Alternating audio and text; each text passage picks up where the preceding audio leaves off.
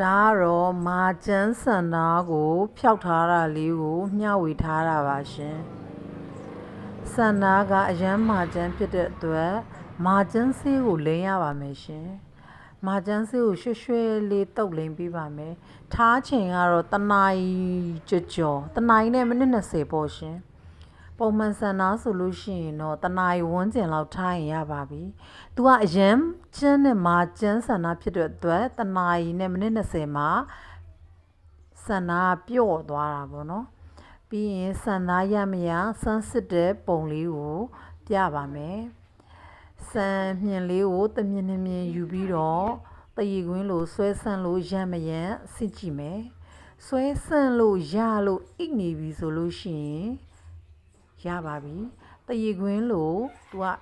ဒီမှာတုံးပြီးတော့ပြန်ပါလာရမှာပေါ့အဲ့လိုတုံးပြီဆိုလို့ရှိရင်ဈေးဝင်ရာဂိုင်နှုံးကနည်းနည်းက80ကျော်လောက်ရပြီပေါ့နော်တနိုင်နဲ့မိနစ်20လောက်ထားတယ်ဆိုတော့ဒီစန္ဒာကရလောက်ပါပြီပြီးရင်ခေါင်းလျှော်မယ်ခေါင်းလျှော်ပြီးလို့ရှိရင်ပြောင်ဆေးမယ်ခေါင်းအဲ့ဒီဖြောက်ဆေးကိုဆင်အောင်ဆေးပြီးလို့ရှိရင်ကျမတို့ကနံပါတ်1ရှမ်ပူနဲ့ရှမ်ပူကျန်းနဲ့ပေါ့နော်ရှမ်ပူအကျန်းနဲ့ပြန်လျှော်မယ်လျှော်ပြီးလို့ရှိရင်ကောလာဂျင်နှက်မယ်ကောလာဂျင်နှက်ပြီးလို့ရှိရင်လေမှုတ်မယ်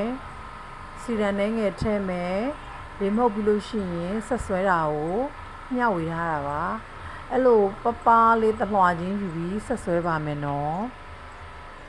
ဆက်ရွက်အပူချိန်အားကိုတော့220အပြည့်ထားပါတယ်ရှင်220အပြည့်မှဒီမာကျန်းစန္ဒာကိုဝတ်ဆင်သွားစီပါလို့သမီးတစ်ဖေးဖြစ်တယ်ပြောလိုက်တော့ပြီး customer ကတော့သူ့ကိုခေါင်း9ရက်ပြီလို့ခေါင်းလျှော်လို့ရှိရင်ဆိုင်မလာလျှော်ဖို့ customer ကိုပြောရပါမယ်အိမ်မှာလဲသူဟာသူလျှော်ပြီးတော့ပေါင်းစည်းထည့်လို့ရပါတယ်ကိုစီပြန်လာတဲ့ customer ကိုတော့ collagen ပေါင်းစည်းလေးနဲ့တေချာနှက်ပြီးတော့လိုအပ်တဲ့ဟာတွေပြန်ပြင်ပေးလို့ရတာပေါ့ကျမတော့နှစ်ပြန်ဆွဲပါတယ်ဒါနှစ်ပြန်ဆွဲထားတဲ့ရက်လက်လေးပါသိချင်တာရှိလို့ရှိရင်လည်းမေးထားပေးပါနော်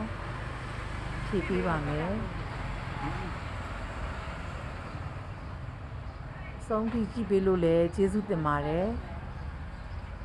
စေတနာနဲ့မျှဝေထားတာလေးပါကျေးဇူးတင်ပါတယ်ရှင်